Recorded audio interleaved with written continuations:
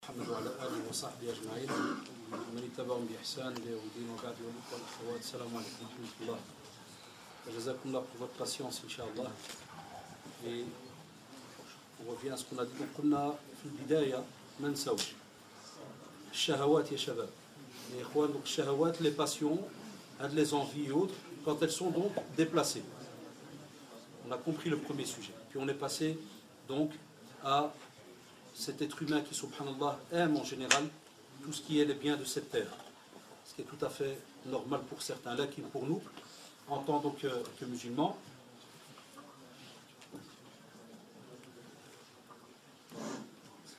c'est pour ça que pour nous, donc, en tant que musulmans, on a dit, on fait attention par rapport à tout ce qui est les passions, les envies et autres. On sait que c'est des choses qui touchent la vie de chacun d'entre nous. Là, Allah subhanahu wa ta'ala nous a demandé de structurer cela. D'accord, on ne doit pas être quelqu'un qui passe son temps qu'à amasser les biens. C'est-à-dire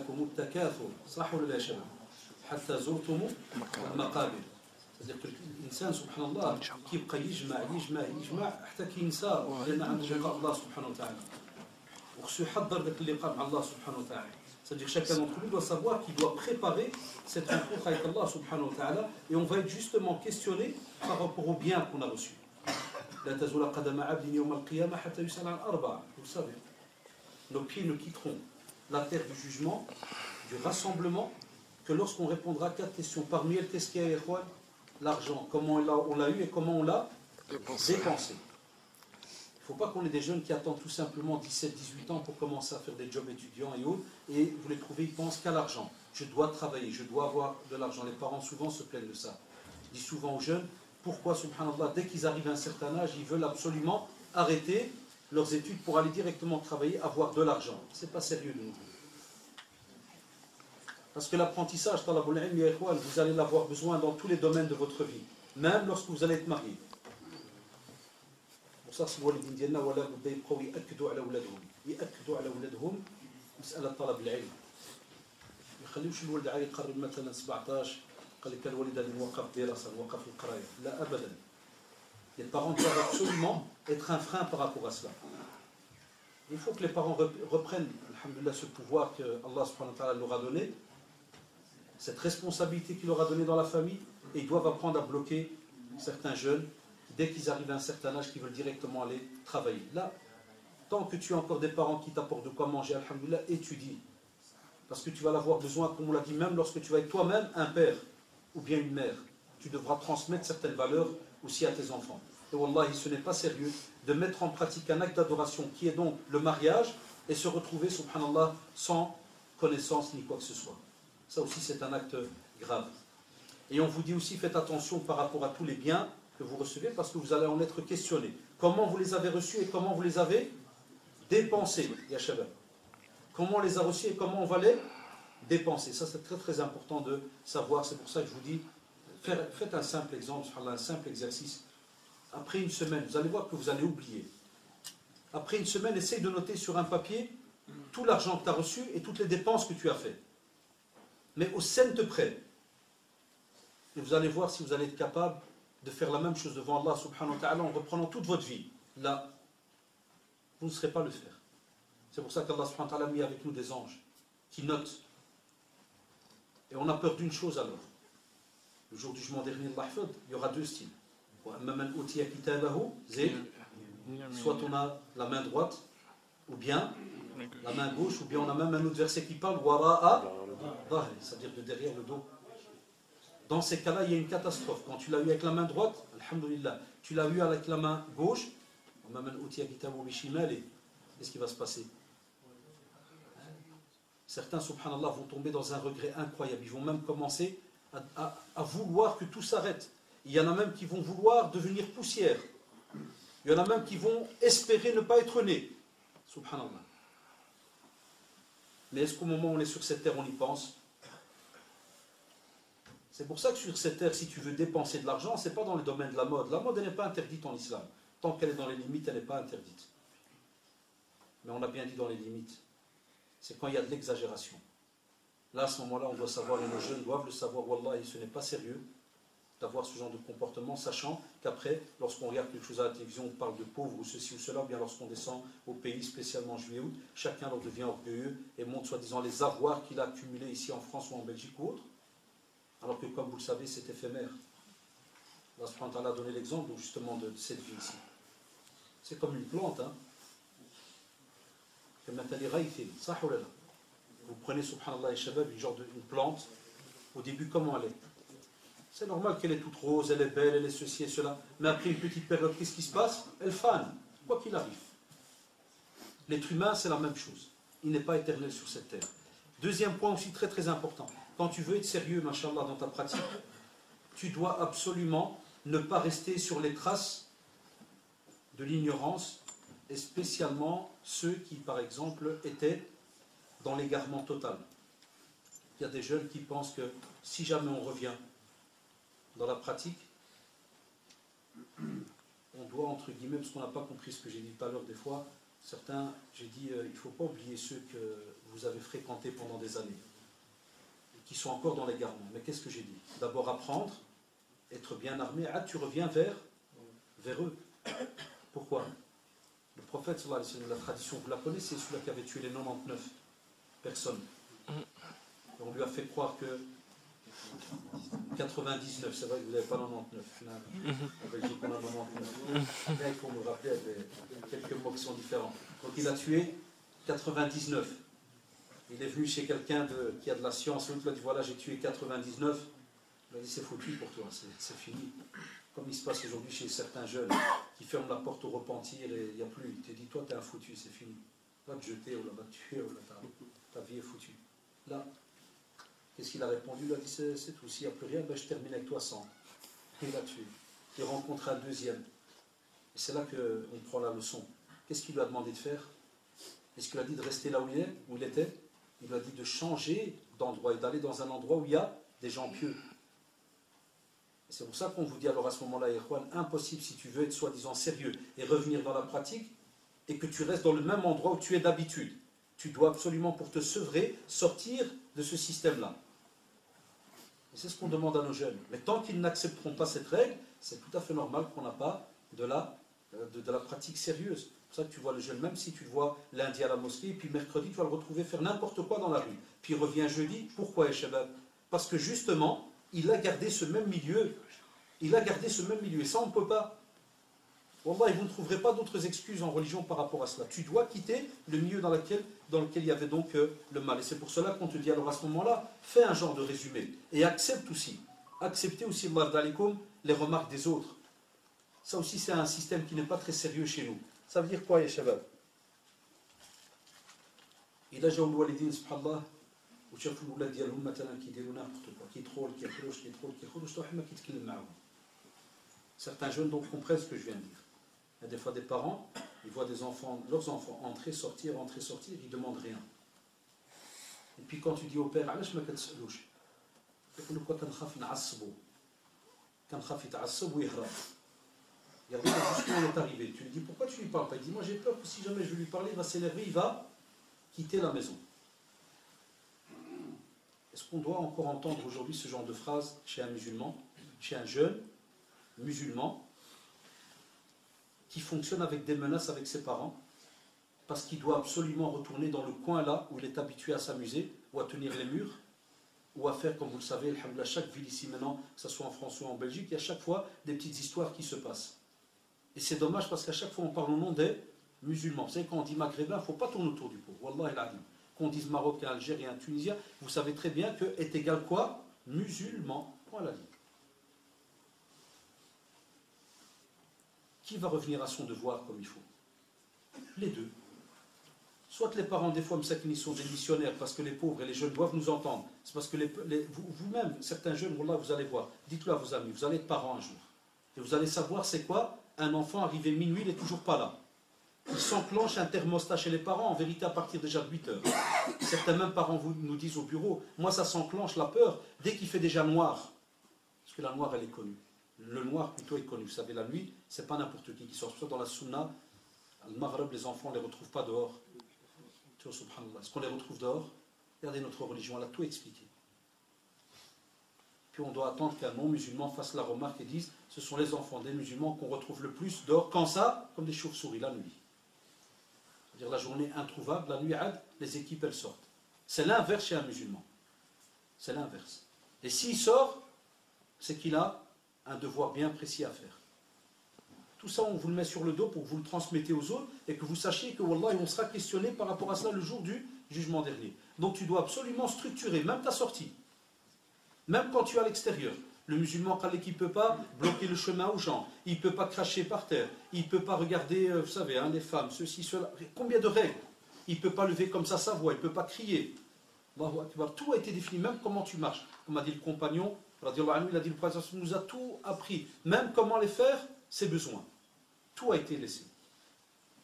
Est-ce que nous on est sérieux? Un point, on a dû faire du chantage avec nos parents pour qu'ils espèrent que leur enfant il entre. Avant, on disait le garçon, maintenant c'est les deux, garçon et fille. Un musulman qui est sérieux, wallah, il ne sort jamais sans la permission de ses parents, tant qu'il vit chez ses parents. Hatta même certains de nos professeurs, ma chère Jazakumullah, ils nous disent que normalement un vrai musulman, même s'il est marié, il doit appeler le Walid, je vais voyager. Est-ce qu'on le fait nous? Wallah, il doit appeler son père pour lui dire à Walid, je vais voyager. Est-ce que tu n'as pas d'objection, tu n'as pas de... Pour que tu espères entendre de sa bouche quoi? Allah irda alik. Vous savez, prendre ta valise et partir sur une dernière phrase qui est Allah irda alik, qu'Allah t'agrée, ah, tu as gagné tout ce qu'il y a sur la terre. Ça ou là. Où est-ce qu'on est nous par rapport à cela? Non, au contraire, il y a des jeunes qui lui disent attention, hein, ne dis pas à ton père parce que sinon il va te casser la tête. Ou bien ne dis pas à ton père parce qu'il va te coller un sac. Les jeunes, maintenant, quand ils partent avec leur petite Golf ou bien une petite voiture, entre eux, 3-4, c'est la honte de prendre un sac rayé, là, bizarre. Vous savez comment c'est, hein? Et que ton père aussi, il a mis dedans des petites assiettes, des petits verres, parce que c'est son système avec sa mère. Avec qui est ta mère, alhamdoulilah, avec son épouse Afouane. Et tu trouves les jeunes, ils essayent de partir, puis sur l'autoroute, excuse-moi, je suis parti hier soir, hein, t'as vu, hein? Non, t'as vu, qu'est-ce que j'ai vu? Vous voyez, même si ça peut paraître un simple petit acte, on te dit ça, ce sont des traces d'ignorance. Et l'ignorance, comme vous le savez, ce n'est pas une excuse pour nous en tant que musulmans. Impossible. Le jour du jugement dernier, personne ne pourra dire « Ya Allah, je ne savais pas ». Parce qu'alhamdoulilah, vous avez maintenant le machette, vous avez les rappels, vous avez l'internet, vous avez tous les moyens qui sont devant vous. Cela alors nous amène au troisième point, qui est lequel, et on prouve qu'on n'est pas sérieux, c'est le fait que l'on n'apprend pas sérieusement. La preuve, posez-vous la question, Ikhwan. Qui a un programme ici de Coran chaque jour chez lui à la maison? Levez la main. On est entre nous, alhamdoulilah. Levez la main. C'est bien, mashallah. Sincèrement, 2, 3. Alors, on devrait se battre. Tout le monde devrait faire ça. C'est automatique. Et ce n'est même pas de l'orgueil ou de l'ostentation. Ça doit être quelque chose d'automatique. Ça ne doit même pas se poser comme question. Obligatoirement. Tu veux être sérieux dans ta pratique, wallah, et tu dois absolument avoir un exemple. Un petit quart d'heure, par exemple, pour la lecture du Coran. Regardez comment on est devenu radin, nous. Hein. On supplie les gens pour faire un quart d'heure de Coran. Et la preuve, nos parents, ils le savent. Certains gosses ne touchent pas au Coran des fois pendant 1 an ou 2 ans. Le Coran, il est mis sur l'étagère, bien poussiéré, point à la ligne, c'est tout. J'ai dit un quart d'heure de Coran, ça veut dire que la moindre des choses, qu'on soit capable de l'expliquer, de comprendre ce qu'on est en train de lire, qu'on le lise comme il se doit. Après, mashallah, tu dis que tu es rattaché au prophète Mohammed sallallahu alayhi wa sallam. Eh bien, la moindre des choses, un petit quart d'heure aussi sur la vie du prophète. Chacun, et vous savez, ça se vend dans les librairies, un livre sur le prophète sallallahu alayhi wa sallam. Et en français, il y en a, par exemple, Rahiq al-Martoum, il existe en français le nectar cacheté. Ça, oh là là. Tu sacrifies 3 dorum, je crois, ça coûte. 3 kebabs. 4, 8, 12 euros. Tu n'es pas prêt à gérer 3 kebabs, par exemple, sur un mois? Et tu vas et tu achètes, mashallah, un livre sur la vie du prophète sallallahu alayhi wa sallam. Parce que, comment est-ce qu'on peut être sérieux devant des non-musulmans quand des fois eux-mêmes nous disent est-ce que c'est vrai que votre prophète sallallahu alayhi wa sallam, il a fait ceci et cela? Et tu as des fois des musulmans qui disent non, je ne sais pas, tu peux appeler le centre, hein, demande une fois à la mosquée à Tours, ils vont vous dire. Pourquoi vous êtes quoi, bouddhiste? Non, moi je suis musulman, mais vous savez bien, on ne connaît pas tout hein, chez nous. Excusez-moi. Parce que la science est immense. Là, on a les bases, tout le monde doit les connaître. Ah, wallah, et c'est honteux que tu dis à quelqu'un, par exemple, vous connaissez déjà la blague, hein, si je vous dis Ronaldinho, c'est un joueur de basket, qu'est-ce que vous allez me dire? Un joueur de foot. Vous pouvez me sortir son âge, sa taille, son salaire et à quelle heure il dort. Voilà, vous serez étonné, faites le test. Si vous faites un concours pour 1000 €, donnez la vie d'un jour.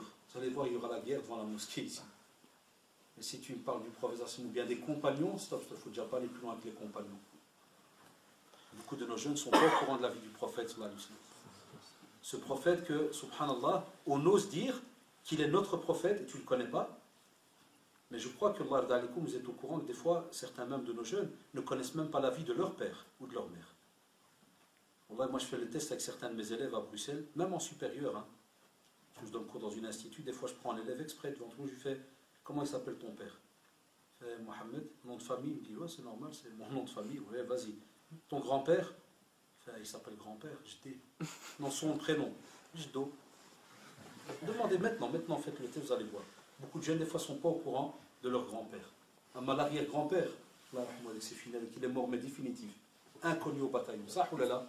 Alors que le prophète, on est censé dire qu'il est Mohammed ibn Abdullah ibn Abdillah, comme on dit, il faut mettre une kasra, et après, Zid Abdul Muttalib. Déjà, certains, ils doivent déjà se dire Abdul Muttalib, c'est qui encore celui-là? On monte. Et ça, c'est dans la vie du prophète, sallallahu alayhi wa sallam. Les jeunes, tu leur dis les épouses du prophète, sallallahu alayhi wa sallam. Tu dis, parle-moi déjà qu'une. Tu me dis les épouses. La même chose, on n'a pas les noms. Les enfants du prophète, sallallahu alayhi wa sallam. Il n'y a pas les noms. Mais nos petits-enfants, subhanallah, on les éduque depuis petits, les dessins animés, les ceux-ci, connaissent la famille des avatars, des dragons, de toute la bande, ils la connaissent par cœur. Et vous le savez, wallah, comme le font les grands. Et nos parents, ils voient cela à la maison. Le walidin, des fois, ils sont en contrat avec eux. Parce que des fois, le walidin, je كيقولوا لك عرفت مش مصدعنيش الولد في الراس ديالي هذا اش كندير له dessin animé. روح تشوف dessin animé. Mais il croit qu'il a fait un bien immense, parce qu'il se repose lui. Mais en vérité, ce repos, il est très court. Vous savez pourquoi? Parce que dès que l'enfant va commencer à grandir, tu n'auras plus de repos. C'est là qu'il va te helper à ce moment-là. Tout ce que tu l'as laissé là, toutes ces années dans l'ignorance, il va te faire payer la facture. Je ne parle pas des walidim sakin qui ont fait leur possible. Non, moi je parle maintenant des jeunes qui, subhanallah, savent que voilà, c'est une erreur. Parce que c'est bien de parler des erreurs d'avant, mais on ne peut pas rester toujours se plaindre sur la même erreur. Maintenant, la plupart des jeunes, ils ont un certain niveau, ils sont à l'école, ceci, cela, le lycée, ils sont au courant de certaines choses. Pourquoi alors dans le domaine religieux, on n'arrive pas à encaisser, à mettre dans ce cerveau autant de choses qu'on étudie? On est tous passés dans les études. Combien est-ce qu'on a étudié de syllabus? C'est vrai ou pas? Et le Coran, il faut encore se battre pour que l'imam a quelques élèves en face de lui. Il faut encore se battre pour que, quand tu fais un cours d'arabe, tu as peut-être 10 élèves en septembre, et en janvier, tu as 3, et en juin, tu as un ovni qui vient, il est mkhloua, il ne sait même pas ce qu'il doit rentrer ou pas, parce qu'il n'y a personne. Ça, c'est la réalité, dans l'apprentissage. Ça, oh là là, c'est la réalité. Et ça, c'est sérieux. Avec ça, on veut de nouveau le paradis, on veut rencontrer Allah subhanahu wa ta'ala comme si de rien n'était. On est loin, des fois. Eh bien, c'est le rôle dans la famille. Quand on a un qui pratique, machallah, ou qui est au courant, il doit casser la tête à la famille jour et nuit. Même si on le traite de tous les noms. Même si on va vous dire, il n'y a pas de problème. Au plus t'aouj, au mieux c'est. Et tu viens et tu leur demandes pour la prière, pour ceci, pour cela, pour un tas de choses. Il ne faut pas être gêné. Pourquoi? Parce qu'on a peur. On a peur que le jour du jugement dernier, ces mêmes personnes feront la file derrière nous. Ils diront peut-être, ya Allah, il savait, mais il nous a rien dit. C'est là le problème. Et jamais, jamais, Shabab, sortir de la maison pour aller à une conférence et ne pas le dire à ceux de la maison. Jamais le walidin, عمر من الوالدين ما يخرجوا من الدار باش يمشيو يصليو وما يقولوا والو. كاين بعض الوالدين كيخرجوا لا روتين. صافي جات ساعة الصلاة كيعمل لا فيست كيخرج. ولا تقول واش سألتي الولاد؟ كيقول لك لا هما ما كيجيوش. لا. يوميا تقول له كل صلاة كل عشية. Tous les jours tu dois lui dire. Un jour, on a testé une blague avec des parents à la mosquée. J'avais un dars avec eux. Il y a un père, il m'a dit, mosquée, j'en ai marre. Finalement, le mien dans le jama, là. Ou là, احنا ماجين. Et ils ne viennent pas. Tu vois, mais, كاين واحد العبد ديال اش كاين؟ قلت له ادخل الدار ان شاء الله. تعشى ولا باقي؟ قال لي باقي ما تعشى. قلت له ادخل زرق البيبان. زرق الباب. ما تقول والو. قل له مروم فتح. Parce que vous savez bien, tous les jeunes, ils ont des clés. Toi, tu fais semblant de rire. قلت له مروم فتح. Donnez-moi les clés. Tu fermes les clés, quand tu fermes la cuisine à clé et tu t'assis dans le salon. Parce que les walidines, ils sont capables de sommer des fois 22 heures, il n'y a pas de problème. Ils tiennent. Vous avez compris les jeunes? J'ai dit une fois à un père, qui ne veulent pas venir à la mosquée, ils ne veulent pas remplir le cœur. Je lui ai dit, tu prends toutes les clés, tu fais semblant de rien, tu vas chez ton fils, tu dis, ah, j'ai la clé de la porte. Ouais, le Walid, ouais, tiens, vas-y, donne. Toi, t'as la clé, donne. Quand tu vas à la cuisine, tu fermes ma clé, tu t'assis dans le salon, tu prends le Coran, tu vas voir, après un quart d'heure, 20 minutes, ils vont commencer à venir. On mange quand? Non, il n'y a pas. Comment ça, il n'y a pas? Quoi, c'est obligé de peut-être manger? Le lendemain, il est venu. Après, ils allaient manger. Après, les canouadis éclonés. Toujours l'être humain, subhanallah. Pour le ventre, parce qu'il y a de la douleur, là on court. Et Allah subhanahu wa ta'ala qui t'a prévenu, regardez comment il est clément, subhanahu wa ta'ala, il te dit, Wallah, il va arriver un jour où tu vas sentir la douleur, dans ta tombe déjà, ou bien pendant l'agonie. Et ça, tu n'as pas peur, tu ne prépares pas ce moment-là. C'est ce moment-là que tu dois préparer si tu es sérieux. Donc, comme tu fais attention pour remplir ton ventre, pour faire un tas de choses, tu dois absolument, on doit retrouver nos jeunes, que ce soit à la mosquée, que ce soit dans les cours, l'apprentissage. Il doit y avoir un retour des jeunes. C'est très très important. Ou sinon, comme vous le savez, même la mosquée perd, subhanallah, son rôle. Parce que le rôle de la mosquée, c'est toujours ce qu'on appelle le jami', comme disaient certains dans la langue arabe, c'est l'endroit où les gens se regroupent. Ils se rassemblent. C'est là qu'on est au courant du problème de son frère. C'est là que le frère vient parler de son problème. C'est là que, subhanallah, les musulmans vivent ensemble. Aujourd'hui, c'est l'inverse. On connaît plus de détails de quelqu'un dans la rue que à l'intérieur de la mosquée. Et c'est pour cela qu'on vous dit, Allah d'alikum,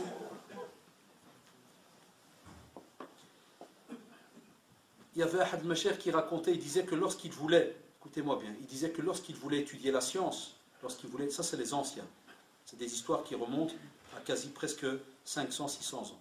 Il disait lorsqu'il voulait chercher la science, écoutez-moi bien, il avait tellement pas d'argent qu'il allait donc à une déchetterie, là où les gens jetaient les saletés. Et il dit, je cherchais dans la saleté s'il y avait quelque chose de comestible. Alors un des élèves il lui a demandé, il a dit, Cheikh, pourquoi tu faisais ça?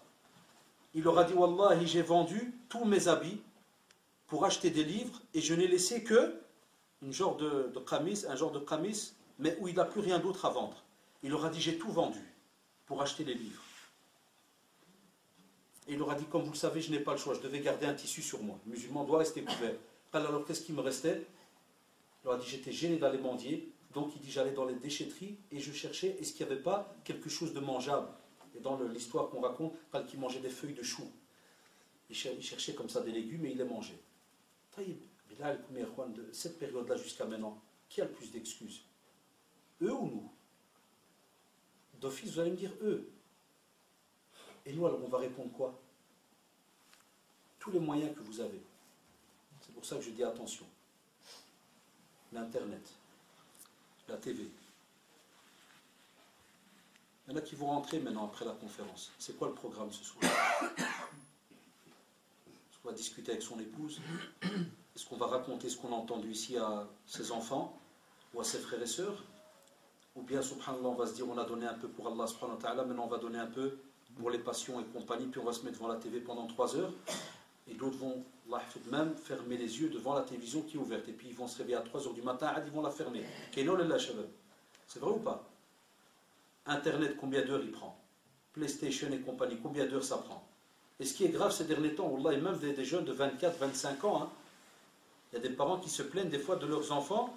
Le type, il est encore à la maison, il a 25 ans, qui se bat encore avec son frère pour la PSP et compagnie.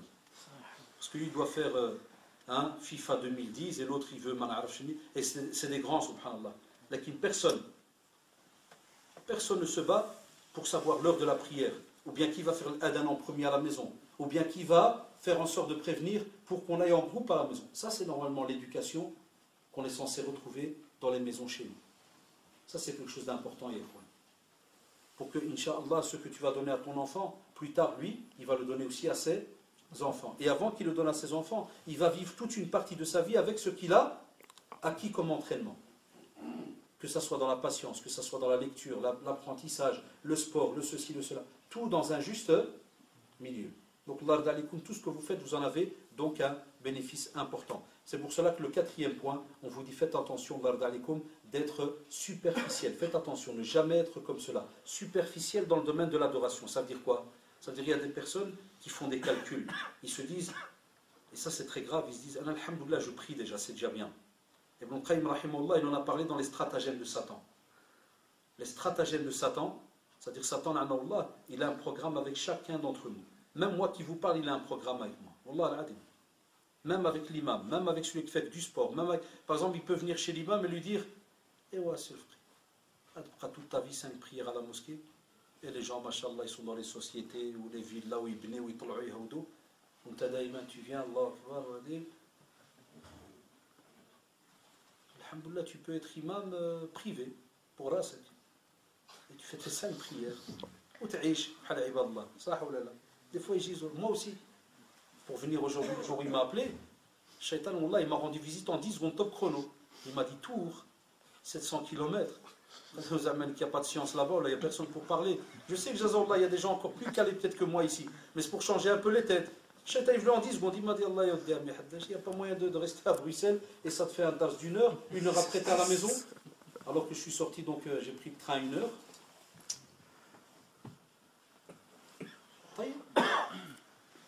C'est pas facile, Yahouan. Ne croyez pas que la vie comme ça elle est facile. C'est pour ça que maintenant ce que je vous dis, vous savez très bien, certains ont peut-être fourni un effort pour sortir de la maison et venir aujourd'hui. Certains sont peut-être venus avec des tartes et des pêches. Ceux qui, leurs parents les ont forcés à venir. Il y en a peut-être ici. Il y en a qui ont pleuré. Toi tu crois qu'ils pleurent parce qu'il a le crochoir, cela. Mais son père vient le frapper à la maison pour qu'il vienne. Pas le crochoir, il n'y a rien. Wallah, il n'y a rien. Donc comment voulez-vous, on arrive à un point après 1432 années de la hijra du prophète sallallahu alayhi wa sallam, où c'est comme si on se retrouvait au temps de Quraysh. On doit frapper quelqu'un, donc son fils, pour qu'il vienne dire quoi? Allahu Akbar. Subhanallah. Mais comme on n'en parle pas beaucoup, c'est devenu comme de la routine dans nos familles. Ça, comme si c'était quelque chose de normal. Mais sinon, quand on est dans un quartier comme celui-ci, normalement, il ne devrait même pas y avoir de place pour la prière. Tellement il y a de monde. Et vous en avez la preuve, c'est quand? C'est l'Eid. Chez nous, au centre islamique, des fois, quand je fais le dars, j'embête un peu, l'Eid, Ramadan, j'embête un peu les gens, parce qu'ils viennent de Tarawih, c'est plein. Des fois, pour les embêter, je leur dis, Ikhwan, après Ramadan, je vais dire au directeur du centre, on va faire des cartes de membres. Et je vais vous louer des places pour la prière. Alors les gens, ils te regardent comme ça, qu'est-ce qu'ils racontent? Il faut louer des places. Je leur dis, c'est normal. Je dis, parce que les saisonniers, les adorateurs d'Allah, subhanahu wa ta'ala, que lors des fêtes, à cause d'eux, on n'a plus de place. Et moi qui viens prier toute l'année, je me retrouve dans la rue. Et parce qu'un type, il s'est réveillé un jour avant Ramadan et qui croit que Ramadan c'est une petite fête une fois par an, il vient alors 1 heure avant le Maghrib, 1 heure avant l'Acha, qu'est-ce qu'il fait? Il vient tout content. Vous avez remarqué, certains, ils viennent, qui se font et tout, alors que c'est Tarawih, c'est une fois dans la vie. Et il vient, il s'assit tout devant. Et toi qui pries tout le temps, où tu dois aller? Dans la rue. Et dès que la Ramadan se termine, dès que l'Aïd se termine, où est-ce qu'il est? C'est comme s'il referme c'est le porte-bagages quand on vient du Maroc, ou d'Algérie, il ferme, et comme s'il dit, on va le mettre à la cave à l'année prochaine. Voilà. Puis l'année prochaine, ce qu'on appelle les Ubbad Ramadan, hein, ceux qui adorent Ramadan, pas Allah subhanahu wa ta'ala. Et l'année prochaine, de nouveau, il vient, et tu le retrouves de nouveau assis. Ça, c'est pas bon aussi, Shabab. On ne peut pas. Il y en a peut-être qui l'ont fait même aujourd'hui, parce qu'ils ont vu Haddaj, il vient de Belgique, on va aller voir. Non, n'importe quel frère Jazahullah qui a la science, qui va venir, qui va s'asseoir, te faire un rappel, Hamdullah, dites Alhamdulillah, Wallah, même si c'est un père ici, ou l'imam, ou quelqu'un qui vient, qui dit, Sahulala, même si c'est quelqu'un qui lit un hadith, par exemple de Riyad Salihin, et qui donne 2-3 nasiha, Wallah, va arriver un jour, vous ne pourrez même pas payer cela. Vous ne serez pas. Parce qu'Allah subhanahu wa ta'ala dit que parmi les signes de la fin des temps, yurfa'ul ilm. C'est pas qu'on va retrouver les livres vides ou quoi que ce soit, mais on va retrouver, je parle pour la science, pas pour le Coran, ça c'est encore un autre domaine, mais avec quoi? Les ulama qui partent, les savants qui partent. Et là les gens vont regretter. Parce qu'une communauté qui n'a plus de savants, c'est une communauté qui va vers sa perte. Parce que c'est avec le rappel. C'est avec le rappel, ya shabab. Wa dhakir in nafa'ati dhikra. Toujours chez nous, c'est le rappel. Et c'est pour cela qu'on doit toujours se casser la tête entre nous. Et pas prendre ces conseils comme du tapage ou ceci ou cela. Non, on doit se rappeler. Le prophète, sallallahu alayhi wa sallam, il le faisait des fois. Il montait sur le minbar, sallallahu alayhi wa sallam, et il disait « Ma balu aqwamin fa'alu kada wa kada » Il faisait des rappels. Il ne cassait pas, hein, il ne citait pas le nom de quelqu'un, mais il disait « Ma balu aqwamin » Que penser de certains, ils ont fait ceci et cela. Alors qu'ils étaient en face de lui, sallallahu alayhi wa sallam. Qu'est-ce que ça provoquait? Que la personne se dit, mais qu'est-ce que j'ai fait? Et donc, comme je disais tout à l'heure, Satan, il a des stratagèmes. Il va attaquer l'imam, le cheikh, il va attaquer le musulman qui veut à peine reprendre dans la pratique. Il ne va pas vous lâcher. La arwiyannahum, il a donné sa parole. Ça veut dire, je vais leur embellir tout. Et je serai au-dessus d'eux, en dessous, en face, derrière, à gauche, droite. Je ne vais pas les lâcher, wallahi. Il a réussi ou pas pour certains? Wallah qu'il a réussi. Mais pour d'autres, il n'a pas réussi. Vous savez pourquoi? Parce qu'Allah subhanahu wa ta'ala lui a répondu. Inna ibadi laysa laka alayhim sultan. Inna en langue arabe, ça veut dire c'est un ta'kid. Il y a un cachet, ça veut dire que sûr et certain, il n'y a aucun doute. Mais serviteurs, ibadi, ceux qui adorent Allah subhanahu wa ta'ala, comme il se doit, avec science, qui vont chercher. Laysa laka. Laysa, ça veut dire c'est une négation, il n'y a pas plus négatif. Sur eux, quoi? Sultan, aucun pouvoir. Aucun. C'est celui-là que quand c'est l'heure de Sobh, il se lève. Parce que chez les Maghrébins des Algériens, il se lève. Même s'il fait chaud, et il est bien à l'aise dans son édredon, tout ce que tu veux, Wallah, il se lève. Jazahullah, nos parents. Allah ibarak fihim, Wallah al-adim. Tu le trouves l'hiver et tout, et tu trouves Amil Hajj, il vient miskin, avec son petit manteau, il marche pour venir prier 2 rak'at et rentrer à la maison. Et où son sahab qui se tape du body pendant 3 heures chaque semaine, il ne faut pas le brusquer à 5 heures du matin. Pas avoir une thrombose, miskin. C'est quoi ces histoires? C'est sérieux, Ikhwan? Là. Donc on ne peut pas être superficiel donc dans notre pratique. Et beaucoup maintenant sont des fois superficiels. Je le vois avec les questions elles-mêmes. Jazahullah, nos imams, mes chers, il y en a d'autres qui le sentent quand des fois les gens viennent poser des questions. C'est souvent, c'est rare des questions où on vient chez toi te dire, cher, donne-moi des idées comment je dois rajouter dans ma ibada. Là, c'est que des questions de liquidation. Il y a moyen de faire 2 au lieu de 4. Souvent, ça دايما نقص. كاينش شيخ وريني كيفاش نزيد في الصلاه. وريني كيفاش نعمل نوافل اون بليس. وريني كيفاش لا سي شيخ انا الا عملت على جوج ياك مزيان ما كاين حتى مشكل. الا صمت على رمضان ياك ما كاين حتى مشكل. باغ الشيخ يبغى في الخطبه الشباب الله يرضى عليكم صوموا الاثنين والخميس. ديريكت الشيطان كيجي عندي اخر كيقول له انت كيف منافق شفتي ما كتصلي ما كتصوم لا الاثنين لا الخميس وكيف اسمعش قال الامام. Donc lui vient poser une question. Quand tu crois qu'il est sincère, machallah, il vient poser la question pour vouloir jeûner encore plus. Ouais, il a envie seulement de dire à l'imam, ouais, c'est l'imam, tu nous as dit lundi et jeudi, ouais, bzaf. Ou là, si je jeûne pas, et il veut entendre de l'imam que là, ça fait, ouais, mantash kafir, ou mantash monafir, mantawalo. Après, tu as même peur des fois. Tu dis, là, reviens à la maison tranquille, ne jeûne pas. C'est grave, Ikhwan. C'est pas normal. Le musulman, il gratte après les... Vous vous rappelez dans l'intro qu'on a parlé des soldes. Vous voyez bien qu'on n'est pas sérieux. Le musulman doit chaque fois chercher après les actes d'adoration. Chaque fois qu'il y a moyen, Ikhwan. Pourquoi? Parce qu'on a plein de textes qui vous disent arrivera le jour du jugement dernier parmi les choses qui sont lourdes dans la balance. Subhanallah wa bihamdihi. Subhanallah al-azim. Simple phrase, Ikhwan. Très lourd dans la balance. Facile par rapport à la langue. Ça ou là. Il y a un petit livre, 3 €, un kebab. Moi, je vais vous parler qu'en kebab. 3 €, écoute, la citadelle du musulman. Hasn al-Muslim. Tu vois quoi? 3 €, ça ou là. Même si jamais vous l'achetez en groupe, vous avez un prix de gros. La boisson en moins. Oh, subhanallah. 3 € et avec toi dans ta poche. Dans ta poche, quand tu es assis dans le RER, ou là, comment vous l'appelez, tu es assis dans un tram, métro, kada, tu l'ouvres. Un peu de dua, un peu de sucre. Subhanallah. Ne laissez jamais cette langue parler dans le vide. Donc pas de superficiel dans notre pratique. C'est pour cela alors, Inch'Allah, pour donner aussi du temps après pour la soirée dans le domaine des questions, on te dit certains remèdes. Premièrement, contrôlez votre âme. Vous avez compris, contrôlez votre âme. Ya shabab, ne soyez pas gênés. Quand tu es assis, par exemple, le soir, tu vas aller dormir, pose-toi des questions. Qad aflaha man zakkaha wa qad khaba man dassaha. C'est très simple. Aura réussi celui qui aura purifié son âme. Wallah, il n'y a pas 36 solutions. Et il aura perdu celui qui l'aura sali et délaissé. Il n'y a pas le choix. Il n'y a pas 36 solutions à chaque fois. Donc le soir, pose-toi des questions. Ne sois pas gêné, tu es dans ta chambre, pose-toi des questions. Tu as un ami qui s'y connaît en religion, demande-lui. Qu'est-ce que tu penses de moi? Qu'est-ce que je dois rajouter? Ça, c'est la belle communauté. Ruhama baynahum. Ça, temps du prophète, ils étaient cléments entre eux. L'un, il est de l'autre. Handala radiallahu anhu, il vient chez Abu Bakr radiallahu anhu, lui dit Nafaqa Handala. Handala se sent hypocrite. En résumé, il lui fait comprendre que quand on est dans un dars, c'est comme si on est dans un des jardins du paradis. Subhanallah. Parce qu'on écoute le prophète, ça va se parler. Et c'est normal, on se déconnecte de la vie. Il dit, mais après, dès qu'on sort de nouveau, on se retrouve dans les problèmes de la vie, vous savez, responsabilité familiale et ainsi de suite. Et le prophète sallallahu alayhi wa sallam va lui faire comprendre. Alors ça monte, ça descend, c'est normal. Hein, vous voulez que la foi monte de degré, il faut les bonnes actions. Tu veux qu'elle descende, les mauvaises actions. Il n'y a pas 36 solutions à Shabbat. Deuxièmement aussi, on vous dit, n'oubliez pas que même au temps du prophète sallallahu alayhi wa sallam, la communauté n'était pas pratiquante à du 200%. Il y avait aussi des erreurs. Donc nous, même si on fait des remarques maintenant, comme aujourd'hui, c'est spécialement par rapport aux remarques, c'est pour ça que ça paraît entre guillemets un peu négatif, mais non, ce n'est pas négatif. C'est des remarques constructives et positives. Mais même au temps du prophète sallallahu alayhi wa sallam, il y avait des compagnons qui devaient fournir un effort.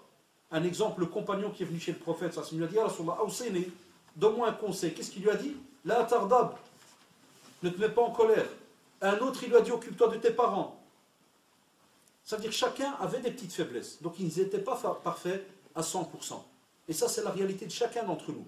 Lakin à la différence, ya ikhwan, à la différence, il venait chez le prophète sallallahu alayhi wa sallam. Comme aujourd'hui, c'est bien, on vient chez l'imam, on vient chez un frère qui s'y connaît en religion, on vient, on demande, cher, donne-moi une wasiya. Tu me vois, je prie toujours ici, qu'est-ce que tu pourrais me donner comme conseil? Il va chez un oncle, il va chez son père, sa mère le matin, al-Walid. Les jeunes là, comme vous avez remarqué, est-ce que tout le monde embrasse la tête de ses parents ici? Ou bien il y en a qui rentrent et qui salutent. Une fois qu'il parlait à un rappeur, il fait des signes comme ça. Ça va, bah, tu vas bien? À l'aise, hein? Puis, non, va chez ton père, embrasse-lui la tête. Passe un peu ta main sur sa main, sur son épaule. L'Oualid, il n'y a pas une petite doua, une petite nasiha. Ça, c'est des choses qui vont t'aider aussi à réussir sur terre. On les a perdus, et c'est comme si on a deux équipes à la maison. On a les vieux et les jeunes. À une certaine heure, et c'est grave. Pour ça, moi, je suis contre les maisons. J'aime bien les apparts.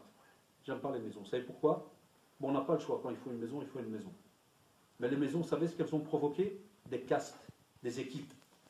Les vieux sont au milieu, les garçons ils sont dans la cave et les filles au grenier. Ça fonctionne par équipe. Et les garçons ils montent que pour, il y a à manger, quel mec là? Dès qu'il y a un mal krichak, ce qu'il fait, allez, salut, il redescend dans la cave.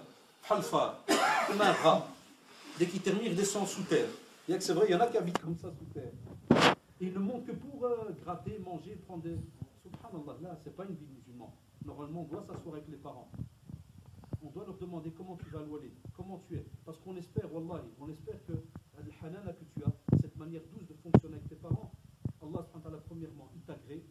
Et deuxièmement, on espère que tes parents, tes enfants feront aussi là la même chose. Il y a des fois des parents qui te disent, c'est ça le sérieux de mes enfants, tu dis que c'est un pratiquant, il dit kada, et je le vois une fois par semaine. Ça c'est pour les sahabs qui se marient aussi. Même ceux qui se marient, qui croient qu'ils sont bien, ils sont des fois dans l'erreur. Parce qu'il y en a des qui se marient, ils disent les parents.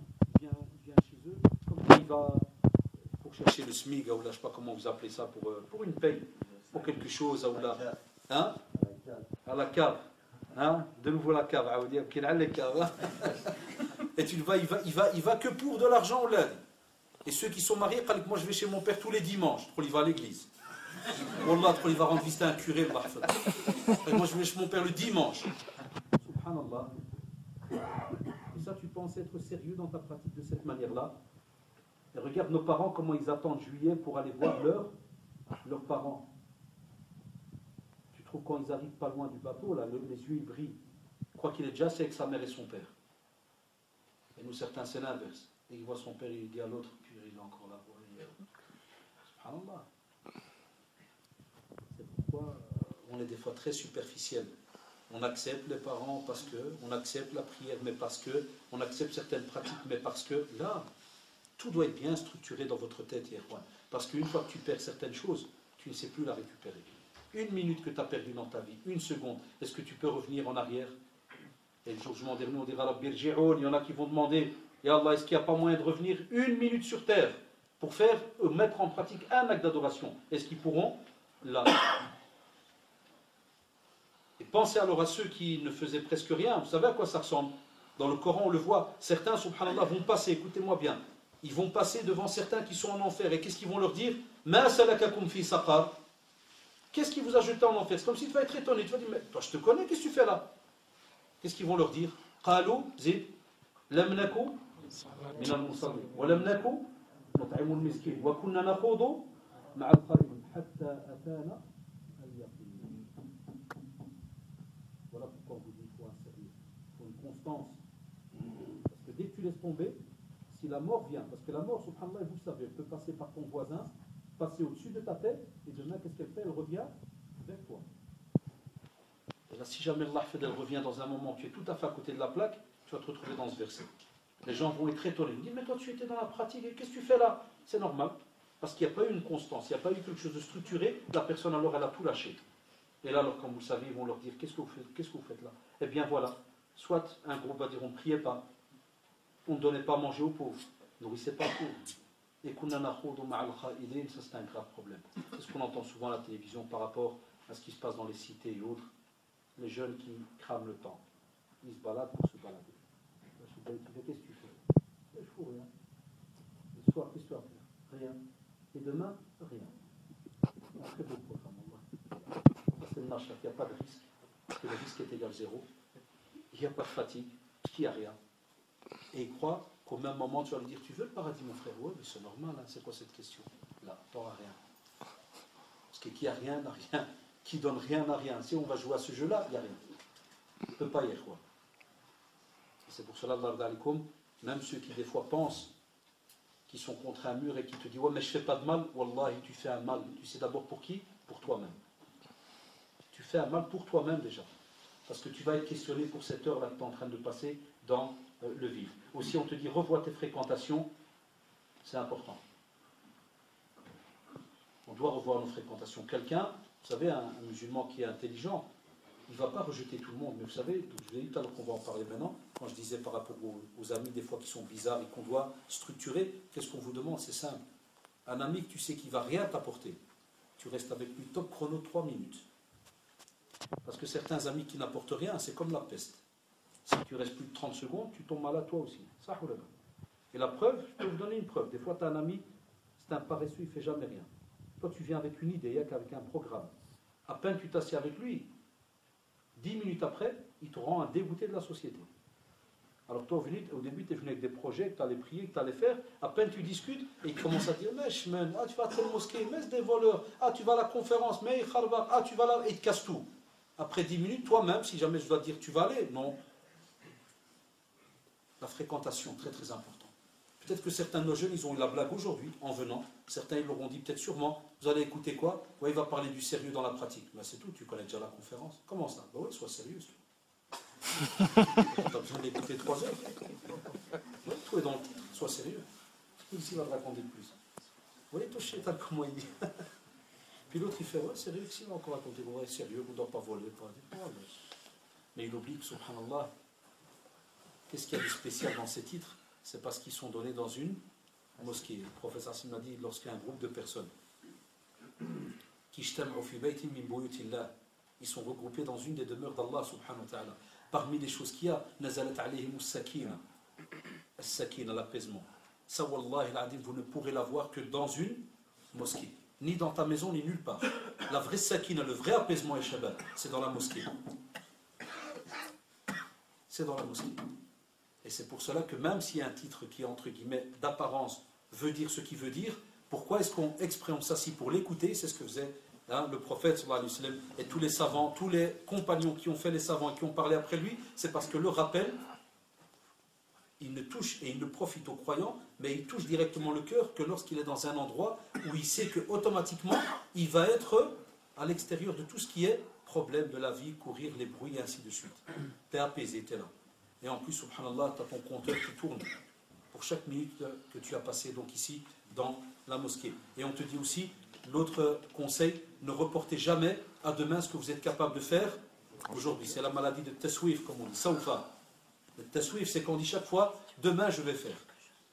Demain je vais reprendre la lecture. Ah, c'est trop tard, 21 septembre, je vais aller apprendre l'arabe. Jamais, wallah alaikum. Ya shabab, ne le faites jamais.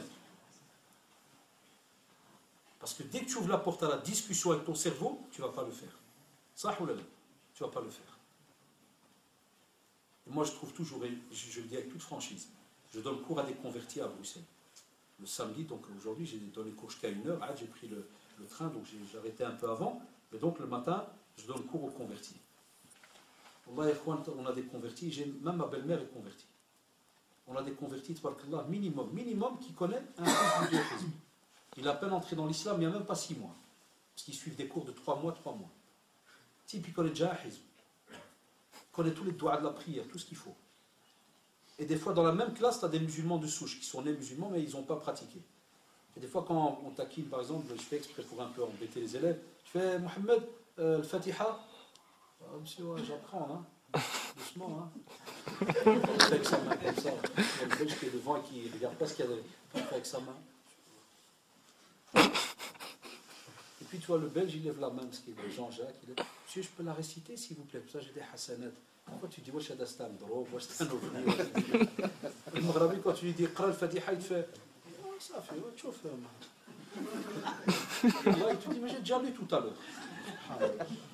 Alors que le prophète, sallallahu alayhi wa sallam, vous vous rappelez le hadith alif lam mim, alif harf, lam harf, mim harf. 10 hasanat chaque fois par lettre.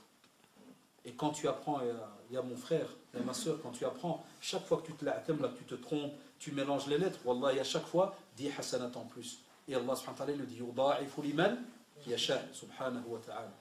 Donc, ça veut dire qu'il multiplie à celui qui veut. Donc, est-ce qu'on a encore des excuses le jour du jugement dernier? Est-ce qu'on peut encore oser, comme on entend certains, dire que Allah subhanahu wa ta'ala est injuste? Pourquoi il y a ceci, pourquoi il y a cela? Là, toute faute, bima kasabat, comme il le dit Allah subhanahu wa ta'ala. Et encore, ya'fu an kathir, wallah, il nous pardonne sur beaucoup de choses. Mais beaucoup de choses qu'on subit, c'est à cause de ce que nos mains ont fait. Wallah, ya ikhwan. Et aussi, pour terminer, il faut faire aussi attention à ne pas grossir en général les problèmes. Chacun d'entre nous, lorsqu'on parle maintenant d'être sérieux et de pratiquer, il y a des fois des jeunes qui nous disent, ils nous font un retour en nous disant « Ouais, mais on vit dans une société où il y a des problèmes, le chômage, le ceci, le cela. » Wallah, il y a un vrai musulman au contraire. Le prophète sallallahu alayhi wa sallam, il a dit, le croyant, le vrai, le mu'min, le vrai, hein, si jamais il est touché par un bien, chacun, il remercie. Et s'il est touché par un mal, qu'est-ce qu'il fait? Chacun, il remercie. Wallah, il se n'est donné qu'aux croyants. Que le mu'min qui a ça, c'est tout. Et c'est pour ça qu'il y a une différence entre le mu'min et le muslim. Qalatil a'rabu zid amanna. Regardez les Arabes, les Bédouins, quand ils sont venus, ils ont dit voilà, ça amène qu'on a la croyance. Et Allah subhanahu wa ta'ala leur a répondu direct. Ils ont dit non, dites plutôt aslamna. Pourquoi? Walamma. Faut pas trop, il y en a qui se trompent en langue arabe. Ils croient que walamma ça veut dire quand. Là, c'est une erreur en arabe. Walamma ça veut dire c'est une négation. C'est-à-dire la foi n'est pas entrée comme il se doit. Comme on le voit aujourd'hui, certains qui disent oui, je suis musulman, mais pas pratiquant. J'aime bien dans vos émissions en France. C'est tout simplement en France. Tu as un gars qui vient, Mohamed Ben Titi, Allah, parce que je ne veux pas accuser quelqu'un. Et puis le journaliste, oui, vous êtes musulman, oui, musulman non pratiquant. Ah, ça c'est bien. Hein, c'est comme si tu viens chez un qui est blanc et tu dis je suis noir. Tu dis mais tu es noir de quoi? Non, je suis noir. Je suis blanc mais noir. Tu vas le dire, t'es un fou. Mais pour musulman non pratiquant, là on vous dit attention. N'invente pas des problèmes là où il n'y en a pas. Soit on est musulman, soit on ne l'est pas. Innalladhina amanu wa amilu. Toujours les deux. Toujours les deux. La foi et la pratique. Donc on ne peut pas essayer comme ça d'avoir des personnes qui se plaignent toujours. Oui, mais on a des problèmes, on a ceci là. Tu es au chômage par exemple. Eh bien, on a un vrai musulman, qu'est-ce qu'il fait? Il cherche un emploi et au même moment, qu'est-ce qu'il peut faire? Se former. Se former. Et ça, on a spécialement chez nous en tant que musulmans. Quoi qu'il arrive, un musulman n'aura jamais une journée dans le vide. Wallahi, impossible. Je vous défie, qui que ce soit. Impossible. Quoi qu'il arrive, il va lire du Coran, ça. Il va faire des nawafil. Il va aller aider quelqu'un. Il va aller suivre un cours. Quoi qu'il arrive. Ou bien prier alors à la mosquée. Quoi qu'il arrive, il va bouger. Impossible qu'il reste, comme on entend certains, crevé sur son lit, là, toute la journée. Il y a des parents qui nous appellent, disent mon fils, c'est comme un cadavre. Il est mort avant l'heure. Comment ça, il est mort avant l'heure? Il fait toute la journée, il est étalé 1,80 m sur 60 cm. Il dit même le fauteuil, je vais mettre une plaque. Ici vivait Mohamed Ben Talib. Il ne bouge pas de là. Quand tu lui dis à l'âge, comment ça, dunya fi al-mashaki? Est-ce que tu as subi ce qu'a subi le prophète sallallahu alayhi wa sallam? Il y a un compagnon, radiallahu anhu, son nom m'est parti, mais dans le hadith, il est authentique, il disait que quand il y a eu la période de l'embargo, quand les Mécois, ils avaient interdit tout le business, commerce, tout, mariage avec les musulmans. Il a dit, Wallah, il a dit un jour, je me suis rabaissé par terre, la nuit, tellement il avait faim. Quand j'ai pris quelque chose que j'ai mangé qui était mou, il dit, Wallah, à ce jour, je ne sais pas ce que j'ai mangé. Est-ce que c'était peut-être des excréments d'animaux? Il ne sait pas. Radiallahu anhu. Quel problème on a aujourd'hui à Shabbat? On n'a pas de problème, Wallah. C'est nous le problème des fois, vis-à-vis de nous-mêmes, parce qu'on n'arrive pas à gérer donc les choses. J'ai mis alors, Inch'Allah, pour terminer, comme conclusion, Il faut absolument se poser des questions essentielles. Que l'on soit musulman de souche ou bien converti, ça il faut enlever ces mots, converti ou autre, c'est tout, on est musulman. Eh bien posez-vous des questions, mais les questions essentielles. Pourquoi je suis sur terre? Chaque matin posez-vous la question, quand vous vous levez. C'est pour ça que vous dites Alhamdulillah, il a dit Ahyana ba'dama amatana. Pourquoi? Qu'est-ce qu'il y a après? Wa ilayhi nushur.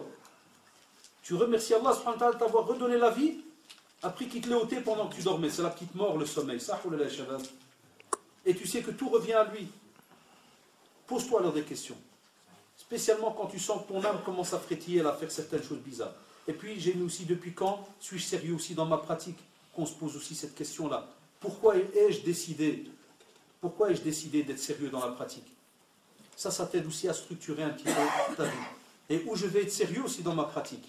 Dans quel domaine je dois donner un peu plus d'efforts? Il y a des domaines, où il faut donner un peu plus d'efforts. Comme talab al-ilm, l'acquisition du savoir, ça demande plus d'efforts.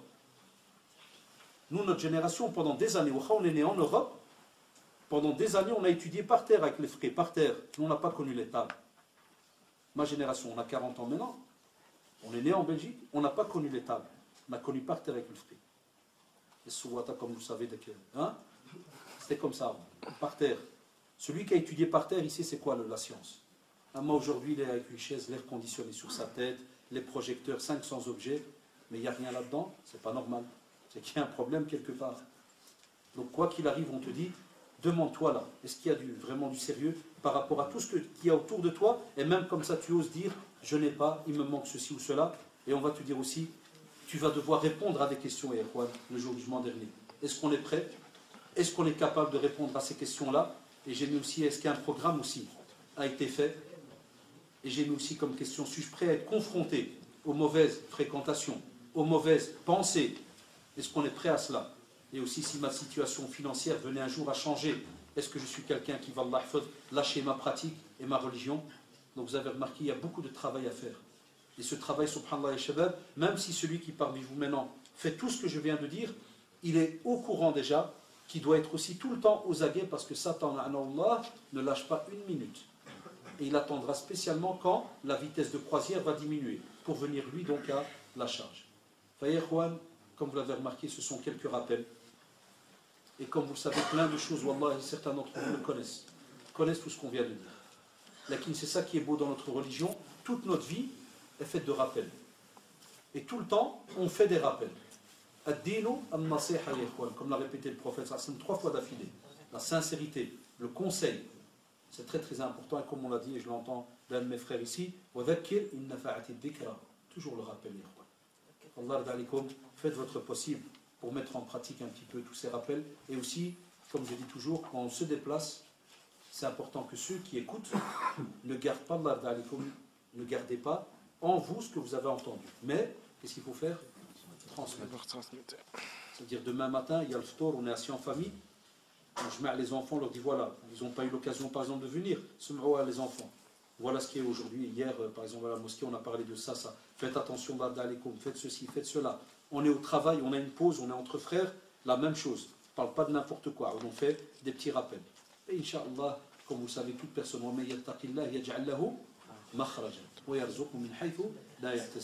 tant que vous mettez cela en pratique, vous avez la crainte d'Allah subhanahu wa ta'ala comme il se doit, Allah subhanahu wa ta'ala vous donne sa parole, que les portes s'ouvrent. Vous avez toujours une issue à vos problèmes. Mais si et seulement si, il y a taqwallah, la crainte d'Allah subhanahu wa ta'ala. Donc Inch'Allah, maintenant comme vous l'avez remarqué, donc il y a la deuxième partie, ceux qui ont ce soir, il ne reste plus rien Inch'Allah. Certains, vous voyez, commencent à se plier en deux, il ne reste plus rien, wallah. Et moi je le fais, normalement c'est pas bien de le faire, mais moi je vous le dis plus pour qu'on se remonte le moral. Sachez que je travaille aujourd'hui depuis 7h30 du matin au centre islamique, je ne suis pas rentré à la maison. Je n'ai pas vu mes gosses depuis hier. Donc, depuis 7h30, et vous savez, je vais rentrer demain. Le train il va arriver à quelle heure? À Bruxelles, à 2h de l'après-midi. Donc, je crois que vous, si vous allez rester encore, Inch'Allah, à 1h, maximum 1h30 peut-être, je crois que c'est un bénéfice pour tout le monde. Faites comme si vous étiez dans un mariage et qu'il y a une zerda qui arrive. La seule zerda qu'il y aura, c'est le hasanat, Inch'Allah. C'est pas palpable, mais c'est un très très beau goût le jour du jugement dernier. Quand on vous dira, voilà, ça c'est à vous, prenez. Ah, vous allez dire, oh, alhamdoulilah qu'il est venu de loin. Alhamdoulilah que l'imam a donné un dars. Alhamdoulilah qu'un frère a donné un coup. Et non, c'est là qu'on le retrouve là. Ben voilà. d'avoir effectivement nous avoir mis ici à la mosquée de Tours le frère Rachid Haddad d'être venu parmi nous, parce qu'effectivement si je le dis et je le répète, on ne le répète jamais assez, puisque s'il y en a qui doit d'être remercié et digne de louange, comme vous le savez, effectivement c'est Allah Azza wa Jalla et son prophète. Nous on n'est que des instruments, ou en particulier le frère qui fait des routes depuis un certain nombre d'années. Effectivement je le remercie sincèrement, fraternellement évidemment d'avoir fait tout ce chemin. Et comme il l'a dit au préalable, on va essayer de rester encore ensemble, Inch'Allah, puisque comme vous le savez, comme il l'a expliqué très clairement, on est dans un petit conte paradis, Inch'Allah, et c'est les anges qui sont ici présents qui vont rapporter à Allah Azza wa Jalla que les uns et les autres, vous êtes ici présents et vous avez un certain nombre de baraka, Inch'Allah. Simplement, avant de passer aux questions-réponses, vous pouvez même éventuellement, ceux qui ne veulent pas l'écrire sur papier, nous interpeller ou l'interpeller plutôt le frère en levant la main. Il y a des papiers qui ont été distribués, sur lequel il y a un certain nombre de choses, je ne sais plus exactement ce qui est marqué, je synthétise, je crois qu'il y a marqué nom, prénom, l'adresse email et le numéro de téléphone. Alors sachez qu'effectivement c'est des choses qu'on va garder, on ne va pas les distribuer à qui que ce soit, parce que je voudrais juste préciser les choses, parce que souvent les frères ils n'osent pas, ou les sœurs n'osent pas mettre le nom ou le prénom, pour dire bon, pourquoi ils nous demandent le nom, sachez c'est uniquement pour vous informer, comme c'est indiqué sur le papier, des activités qui sont organisées au sein de la mosquée Tours et aussi éventuellement au sein des autres mosquées comme Bousignac ou Joué Tours ou l'ICM dont le président est Mohamed François. S'il y a des questions dans l'Assemblée, levez la main. N'hésitez surtout pas, vraiment n'hésitez surtout pas, comme il vous l'a dit, il est là pour répondre à vos questions, même si il a dit, il s'est levé depuis tout à l'heure, 7h du matin, il est un peu fatigué, mais c'est pas grave, on va encore le fatiguer encore plus, et c'est ce qu'il demande, Inch'Allah. Voilà, qu'Allah fait comme. C'est une question à poser, vas-y. Et donc, comme on l'a dit, si je sais répondre, je réponds. Quand je ne sais pas, je vous dirai.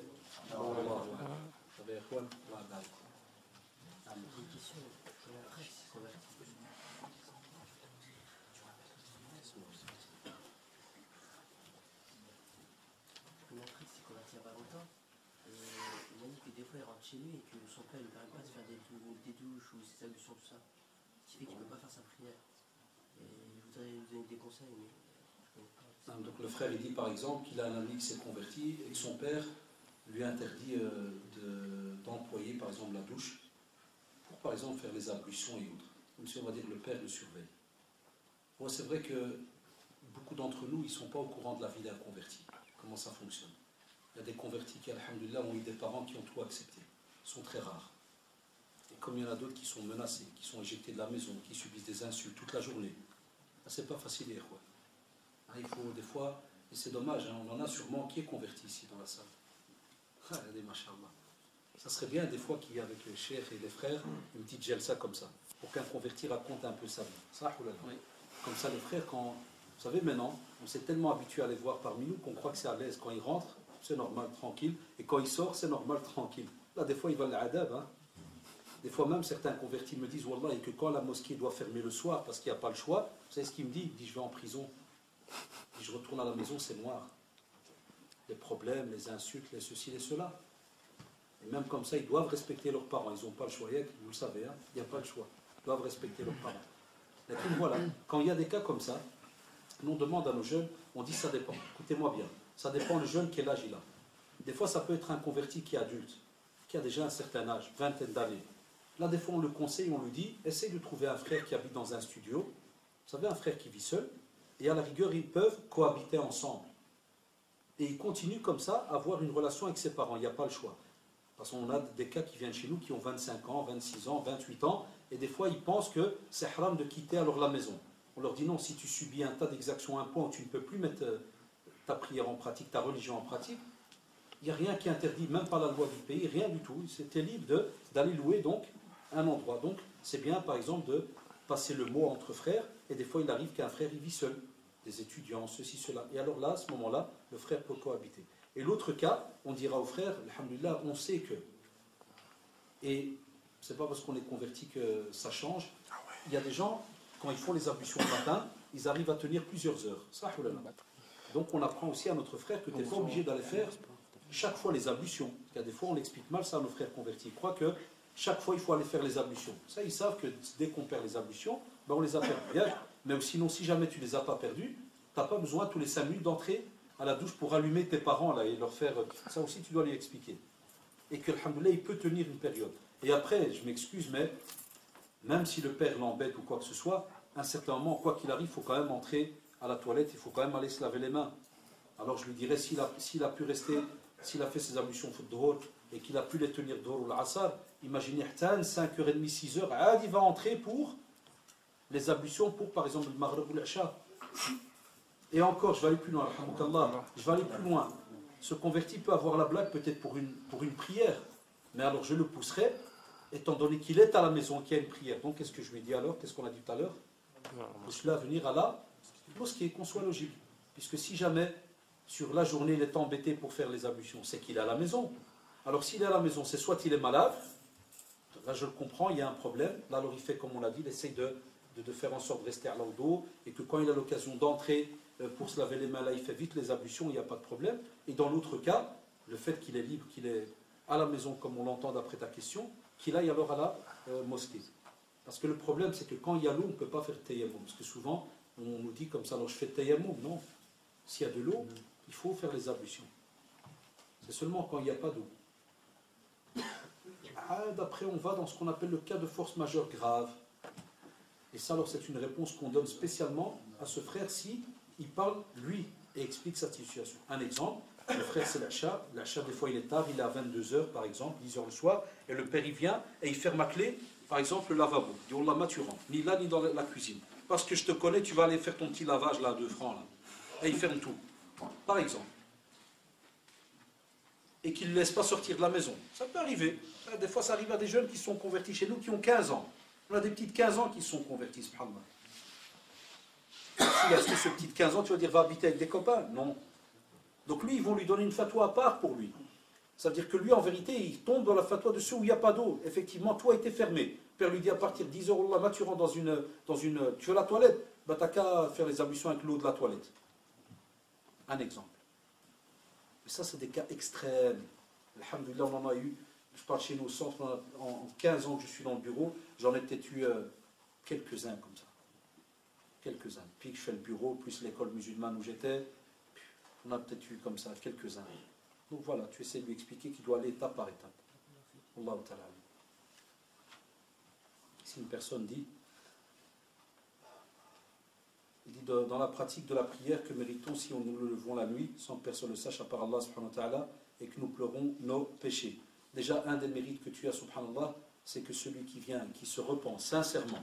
C'est pour ça qu'Allah subhanahu wa ta'ala dit, Ya ayyuhalladhina amanu tubu ila Allahi tawbatan nasuha, spécialement, comme il est mis dans cette question. Ça veut dire Allah subhanahu wa ta'ala a appelé les croyants pour qu'ils se repentent, mais d'un repentir sincère, avec regret. Enfin, Allah subhanahu wa ta'ala, déjà, tu gagnes ce qu'on appelle donc le repentir. Ça, c'est un bénéfice immense. Deuxièmement, n'oublie pas une chose. Allah subhanahu wa ta'ala, pour certaines actions que tu fais en privé entre toi et lui, tu ne vas pas des fois trouver de texte qui te parle de hasanat. Mais tu sais qu'Allah subhanahu wa ta'ala, il va donner sans calcul. Par exemple, pour le jeûne, est-ce que vous avez un hadith qui vous dit que quand tu jeûnes, combien de hasanat il y a? Ça c'est il a dit, illa siyam fa innahu li, dans le hadith qudsi qui parle d'Allah subhanahu wa ta'ala, il parle du jeûne. Qu'est-ce qu'il dit? Illa siyam fa innahu li wa ana ajzibe. Sauf le jeûne. Tous les actes que tu fais sans toi, Allah subhanahu wa ta'ala, tu as des hasanat, la prière en groupe, autant la prière, mais sauf le jeûne. Allah subhanahu wa ta'ala a laissé son bénéfice spécialement chez lui. Et donc tu peux avoir la même chose pour des fois les prières. Et on a des fois des textes qui parlent de certains bénéfices que tu reçois au paradis. Il y a des fois des actions que tu fais, que tu reçois un palais au paradis. Qasr fil jannah. Il y a des textes là-dessus. Mais le principe, Allah d'alikum, ça doit être quelque chose qui, il vaut mieux qu'au début ça soit un peu, mais constant. Parce qu'on a le hadith, si je ne me trompe pas, de Zaynab radiallahu anha, qui elle avait mis une corde, elle avait mis un long, ça, entre deux piliers, elle a mis une corde. Et subhanallah, le prophète, ça se m'est vu, il a demandé, c'est quoi cette corde? Ils lui ont dit, voilà, c'est Zaynab lorsqu'elle prie, radiallahu anha, et qu'elle va se fatiguer, dès qu'elle va toucher cette corde, elle va alors se réveiller. Il a dit non, enlevez-le. Et chacun prenne donc son repos et sa, comment on va expliquer, sa sérénité et son nachat lorsqu'il va faire une prière. Donc levez-vous, prenez 3/4 d'heure s'il faut pour commencer, comme ça le corps s'habitue, puis ainsi de suite. On va alterner à chaque fois, on va faire une question écrite, une question orale, Inch'Allah. Oui, je voulais savoir, celui qui, par exemple, ça fait des années qu'il travaille, et ce travail ne permet pas de faire sa prière à l'heure et d'assister à la Jumu'ah.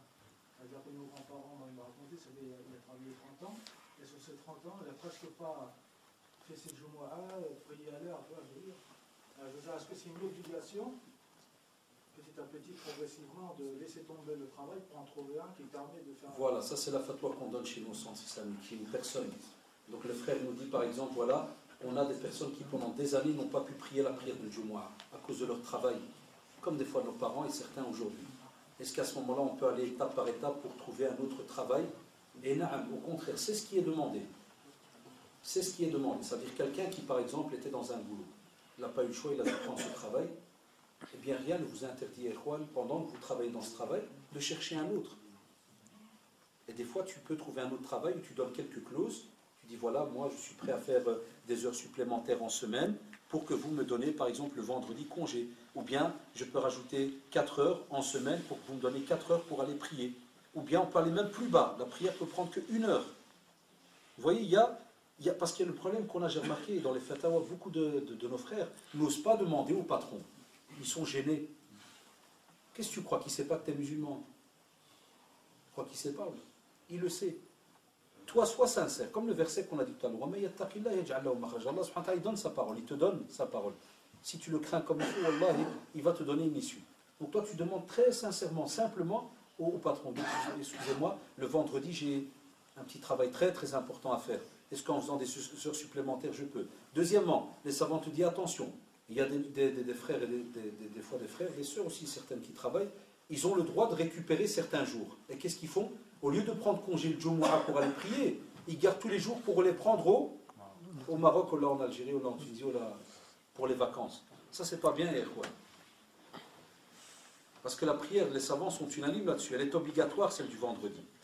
Toute personne qui a donc les moyens de la faire, spécialement, vous savez, spécialement pays musulmans, ça c'est tranquille. Sauf dans certains pays, ça c'est un autre problème. Mais pour nous, il y a des fatwas spéciales, c'est vrai, parce qu'on est dans des pays non musulmans, et que des fois, comme vous le savez, il arrive que tu n'as pas le choix. Tu ne vas pas travailler, tu es renvoyé, tu n'as pas d'aide, tu n'as aucun service social qui va t'aider, puisque tu as refusé un travail. Donc, mes chers, ils disent, attention, on ne va pas jusqu'à mettre en danger sa famille et tout le reste. Mais ils te disent, tu dois faire ton possible de changer certains jours, des fois avec un collègue. Chez nous à Bruxelles, je crois qu'il y a même chez vous, ça se passe. Vous savez, toutes ces fameuses fêtes, la Noël et compagnie. Les musulmans, qu'est-ce qu'ils font avec des non-musulmans? Ils prennent toutes les fêtes là qu'il y a. Le musulman, il les prend de son copain, là, comme on dit chez nous, là, il prend du gars qui travaille avec lui. Il va chez Jean-Jacques, il lui fait Noël, Pâques, tout ce que tu veux, j'aime. Moi, je travaille. Et qu'est-ce qu'il fait alors le musulman? Il drape les vendredis, l'Aïd, prend des heures supplémentaires pour Tarawih, par exemple, quand il travaille la nuit. Wallah, il faut seulement bouger. Et faites sincèrement et avancez, Inch'Allah, il khair. Allah ta'ala. Ikhwan, ici, je vois un petit peu certaines questions où est-ce qu'ils vont, mais la personne dit Mahuk al-Muntahir. Que dire de celui qui se suicide? Ikhwan, je vais vous dire une seule chose. Effectivement, on ne peut pas en islam. Il n'y a personne qui va te dire tu peux. Et je sais qu'on parle par exemple de ce qui s'est passé en Tunisie. Par exemple. Parce qu'on a reçu tout ça pendant la semaine, plein qui appellent. Alors tu as tout. Tu as ceux qui t'appellent et te font il y en a en Tunisie, c'est brûlé. Il est Jahannam. Tu vois cette bouche. Garde-la fermée. Parce que, subhanallah, l'être humain, vous ne savez, ici je ne parle pas de l'hukm maintenant, hein. La règle, c'est normal, on ne peut pas se suicider. Ça, il n'y a personne qui va vous dire oui, tu peux pour certaines raisons. Non, on ne peut pas. À part quand il y a un cas extrême, ça c'est différent pour des histoires, mais vraiment, on n'est pas là aujourd'hui pour ça. Ça, chez les savants, ils savent cela. Mais sinon, à la base, on ne se suicide pas. Mais, quand quelqu'un l'a fait, la plupart de nos professeurs, ils te disent, n'ouvre pas ta bouche sur la personne, ne juge pas. Dis, alhamdulillah, di afana bima btala abi kathiru min ibadi. Stop. Dis au moins, alhamdulillah, qu'Allah subhanahu wa ta'ala m'a préservé de cette situation. Je vais vous donner un simple exemple, Ikhwan. Wallah, ce n'est pas pour donner des excuses à quelqu'un qui l'a fait, mais c'est une tarbiya chez nous. Qu'on retient, qu'on apprend, spécialement nous les Maghrébins, qu'on apprenne à retenir sa bouche sur les autres. Anna, j'ai remarqué, ce matin en cours, j'ai eu la question, Wallah, je l'ai eu au cours ce matin.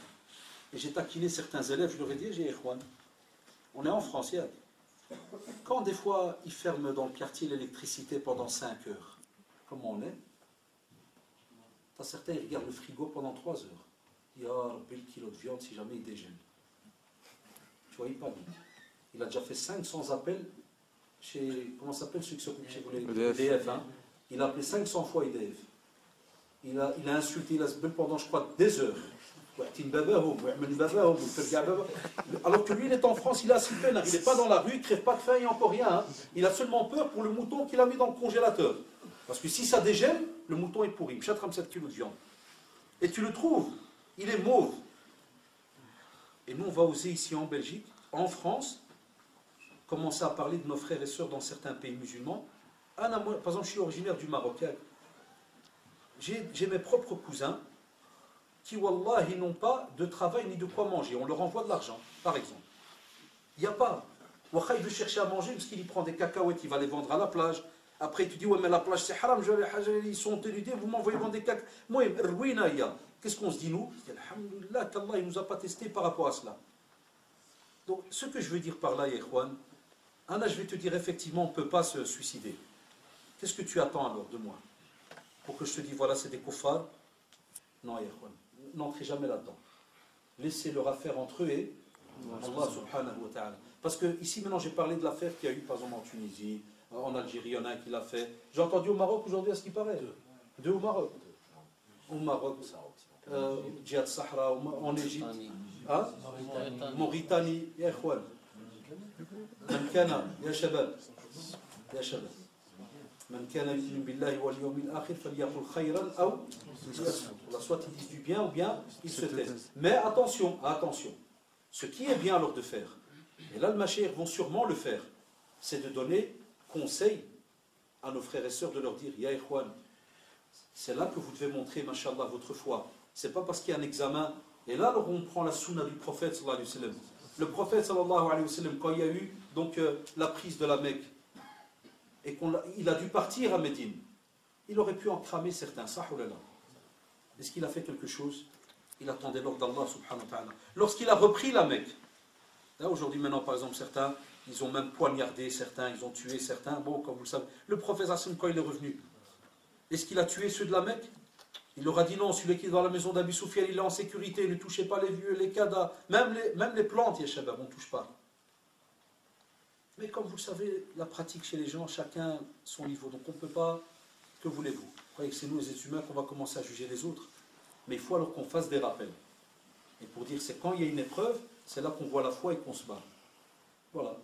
Ça c'est le principal d'Alikoum. Mais pour être juste, on va revenir après aux frères, parce qu'il a envoyé, tabarakallah, 1, 2, 3, 4, 5, 6, 7, 8 questions. On va faire une, puis on revient s'il y en a plus. Qui a une question avec la main? Oui. نصيحتكم للشاب غير المتزوج ونصيحتكم للآباء في تسهيل الزواج.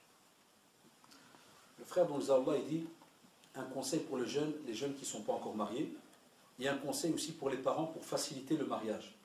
C'est vrai qu'on a un drôle de problème dans ce domaine du mariage. Wallah, c'est drôle. En vérité, le mariage était quelque chose qui est tout à fait naturel dans la vie de la personne. Ça, Allah subhanahu wa ta'ala dit وَمِنْ آيَاتِهَا خَلَقَ لَكُم مِنْ أَنفُسِكُمْ أَزْوَاجًا لِتَسْكُنُوا إِلَيْهَا وَجَعَلَ بَيْنَكُمْ مَوَدَّةً وَرَحْمَةً إِنَّ فِي ذَلِكَ لَآيَةٍ لِقَوْمٍ يَتَفَكَّرُونَ.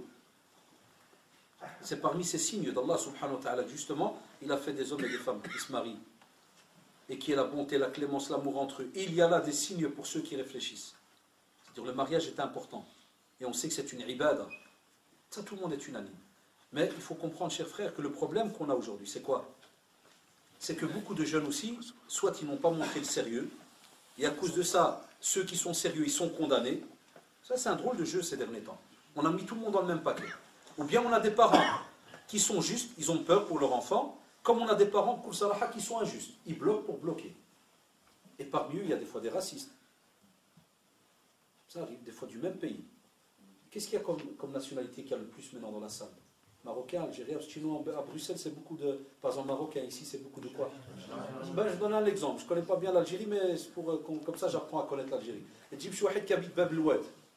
Afou Bab Loued. C'est ce que nous, on entend à Bruxelles, Bab Loued. Donnez-moi un autre nom de village. Kabylie, par exemple. Tizouzou, Kali Tizouzou aussi. Tizouzou, Tizi Ouzou. Vous avez Tizouzou, nous on a Tizi Ouzou. Tizi Ouzou, c'est comme ça. Tizi Ouzou. On l'a bousqué à Sidi. Il y a un autre village, là, tu vois, regardez, on n'est même pas encore mariés, il commence déjà à s'énerver. Vous avez vu, hein? Ben, voilà ce qui se passe des fois dans les familles. Moi, je suis marocain, moi, personnellement. Ah, mais tu connais Bouski, hein, c'est bien. Lui, c'est un ouvert, machallah. Mais pour rigoler avec le frère, Jazallah, des fois dans les familles, ça se passe de la même manière. Par exemple, le garçon, il vient, il dit à sa mère, Walida, je crois que j'ai trouvé une fille, Inch'Allah, elle vient de Bab el-Wad. Et on est dit, Majbarti al-Wad, Wad al-Dik. Majbarti Tashi Mouta'afo, je ne connais pas un autre endroit, al-Wad. Ou dans notre village à Ibad. Et donc, elle va. Les parents, des fois, ils ont une bonne intention. Parce qu'on a même des parents en France qui sont devenus comme Médecins sans frontières. Vous connaissez Médecins sans frontières? Ils veulent marier toutes les cousines du Maroc. Ils veulent faire le khair pour sauver toutes les pauvres du Maroc. Ou bien ils veulent sauver tous les pauvres. Et ils te disent, non mais dans ma famille, elles ont personne, elles sont jetées. Et il dit ça à qui? Un mec de la cité là qui vit dans la RATP du matin. Et le gars il regarde ici. Je crois que je fais les bonnes œuvres. Je vais sauver le...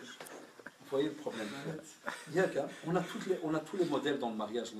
Alors qu'à la base, comme a dit le frère, normalement il y a tashil dans le mariage. Pourquoi? Parce que, écoutez-moi bien, parce que logiquement il y a la crainte d'Allah subhanahu wa ta'ala chez chacun. Même s'il y a certains savants ils parlent de cette tradition, mais en général elle revient très souvent. Il te dit, s'il vient à vous celui dont vous agréez le comportement et la religion, mariez-le, c'est un ordre. C'est un ordre. Choisis celle qui a la religion, tu auras fait le bon choix. Ça, c'est la facilité dans la religion. Mais c'est parce qu'il y a eu un tas de problèmes que certains blocs, soit ils ont des bonnes raisons, soit il y a des mauvaises. Donc, on craint Allah subhanahu wa ta'ala. Parce que qu'est-ce qui se passe? Le prophète sallallahu alayhi wa sallam l'a dit. Si jamais vous ne les mariez pas, il y a une fitna. Ça veut dire qu'il va y avoir quoi dans la communauté? La débauche. Est-ce que c'est ce qu'il y a ou pas, ya shabab? Wallahi, c'est ce qu'il y a. J'avais fait une conférence sur Facebook, parce que je ne connaissais pas bien Facebook. C'est des jeunes qui m'ont dit, Haddaj, passe maintenant à un autre style de conférence. Alors, il y a des jeunes, ils ne fonctionnent plus avec GSM, ils fonctionnent avec du virtuel, avec l'informatique. Je dis, comment ça? Wallah, des jeunes, ils m'ont inscrit. Première inscription, j'ai fait Tenaoui. Je me suis appelé Abou, sans mentir. Et j'ai donné, pour pas que vous sachiez qui c'est, j'ai donné donc le nom de mon fils. Donc, comme ils ne savent pas donc c'est qui, chaque fois que je demandais ami, ils acceptent.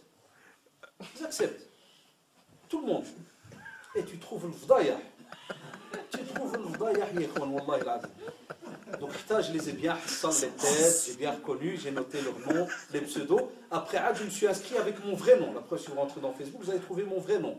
Quand je suis rentré avec mon vrai nom, et j'ai été chez certains pour demander ami, wallah, j'ai fait à peu près 500 demandes. Parce que j'ai trouvé plein d'élèves à moi, des sahab, des kada. J'ai fait, wallah, presque 500 demandes. 480 refus. Wallah, j'ai fait exprès. Plus de 480 refus. Et parmi les 20 qui m'ont accepté, ils m'ont dit, Wa Haddaj, smahna si tu avais quelque chose de bizarre.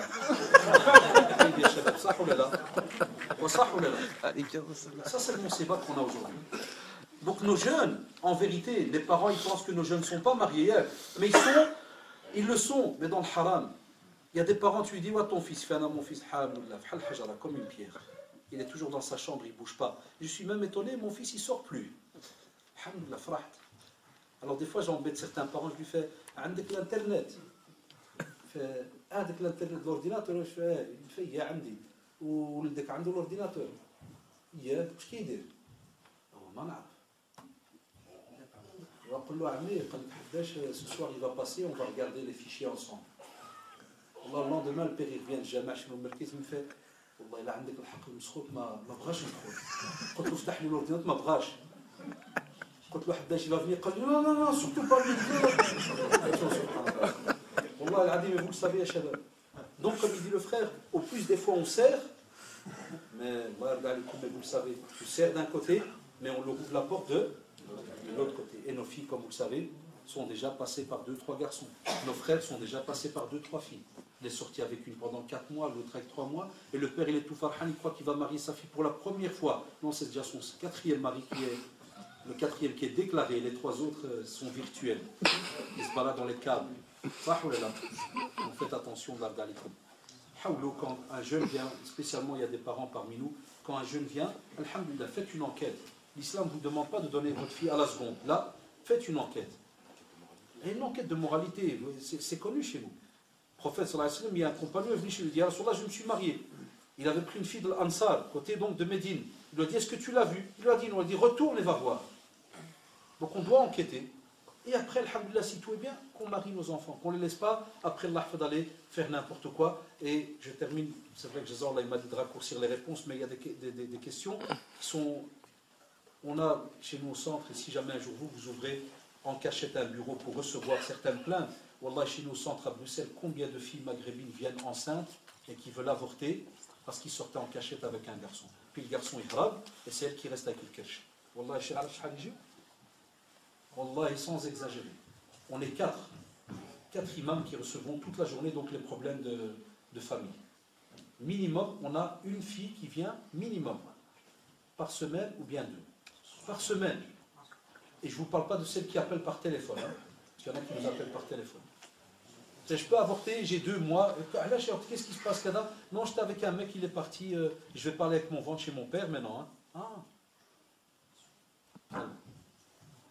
Donc il faut bien réfléchir. Et comme je l'ai dit, il y a aussi des jeunes, c'est des gamins aussi.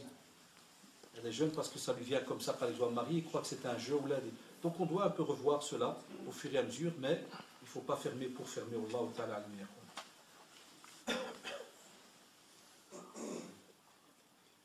Le frère il dit donc, est-ce qu'une femme donc, qui est en période de règles et menstrue, est-ce qu'elle peut venir à la mosquée pour écouter un dars ou bien les activités? Naam, elle peut venir à la mosquée, mais pas dans la salle de prière, pas dans le musalla. Par exemple, aujourd'hui à conférence, les sœurs peuvent venir dans une classe, dans un couloir, il n'y a pas de problème, Ikhwan. Ça c'est donc connu, alhamdoulilah, chez les savants, comme vous le savez. On va prendre une question. Question à la main de Bouet. Quand on a une baisse de foi, ça m'arrive, moi, j'ai des baisses de foi. Parce que je sors dehors, je vois Chétan partout, tu vois. Les femmes, c'est Chétan. T'es marié ou pas encore? Non, je suis pas marié. Tu vas jamais te marier alors. Tu ne vois pas. Si jamais tu vois, c'est tout le mal. On n'a rien encore. C'est la langue qui a lâché comme ça. Mais comment elle s'habille et tout, c'est dur pour nous les hommes. Il ne faut pas les regarder, mon frère. Ouais, mais j'ai l'habitude de les regarder. La preuve, tu regardes les moches. Non, mais regardez ce problème. Est-ce qu'on regarde les moches? C'est personne qui se bat pour regarder les moches. Hein. Là, ils arrivent à se retenir. Est-ce que je te comprends, mais je commence déjà dans la réponse. Parce qu'on dit souvent, oui, mais les femmes... Non. Le musulman, cher frère, écoute-moi bien, wallahi. Le musulman, et subhanallah, vous avez remarqué ta question avec le frère, elle est comme un peu collée. C'est que le frère, ce qu'il dit là, wallah, je suis content, Yashadillah, quand quelqu'un parle avec sincérité. Il avoue, il te dit, voilà, je suis faible. Et il n'a pas 15 ans, le gars, ça se voit, il est déjà âgé. Où est-ce qu'on en est de nouveau à la question du frère? Parce que c'est naturel. Tout être humain arrivé à un âge, subhanallah, il veut partager certaines choses avec quelqu'un. C'est naturel, subhanallah. Mais, comme vous l'avez remarqué, qu'est-ce qui se passe alors? La personne va trouver un certain vide, il va se retrouver dehors. Et comme il a dit, il y a une faiblesse de foi, et on regarde n'importe quoi. Le prophète, sallallahu alayhi wa sallam, il nous a donné une solution. Il t'a dit, cher frère, jeûne, saume, fais le jeûne. Parce que le jeûne, wallah, il t'oblige justement à baisser le regard. Et le jeûne, quand tu fais une niya le matin, comme toi, tu vas jeûner, qu'est-ce qui se passe? C'est comme si tu as donné ta parole, que ta journée, elle va être donnée à qui? Allah. Donc comme tu sais qu'il y a un bénéfice derrière, c'est comme pour le jeûne, il y a un qui a demandé par rapport au lundi et jeudi. C'est parce que le prophète, il aimait ces jours-là, car les actes, ils montent vers Allah. Et il voulait à ce moment-là être à jeun, pour avoir un peu plus de bénéfices. Donc toi, je te demanderai de jeûner. Je te demanderai aussi, si jamais toi, tu connais bien ton quartier, tu sais... Pour ça, j'ai rigolé quand tu m'as dit il y a des shaitans partout. Les shaitans, c'est connu depuis le temps des temps qu'ils vont être partout. Ça, oulala. Mais est-ce que tu as déjà vu quelqu'un qui marche les mains comme ça? Puis tu lui fais Mohamed, qu'est-ce qui se passe? Je suis avec shaitan, j'arrive. Ça, c'est incroyable, ça, il n'y a jamais. Ou là, pendant qu'il boit de l'alcool, tu lui fais qu'est-ce que tu fais? Je suis justement avec shaitan, je bois un coup, je viens deux, je regarde le shaitan. Vous savez très bien qu'il n'y a pas ça. Ça, oulala. Donc, moi, je dis des fois à certains jeunes pour les embêter, je leur dis Shabab, j'ai peur qu'il y ait un qiyamah, même Shaitan, il va des fois être étonné. Parce qu'il y a des jeunes qui vont des fois tellement coller des choses sur Shaitan que même Shaitan il va dire ah, je ne te connais pas, toi, je ne t'ai jamais vu. Parce que vous avez remarqué dans les discussions, certains, chaque fois qu'il y a un problème, qu'est-ce qu'il dit? Shaitan. Il dort mal? Shaitan. Il arrive en retard au travail? Shaitan. Je crois que Shaitan lui-même, il va dire hey,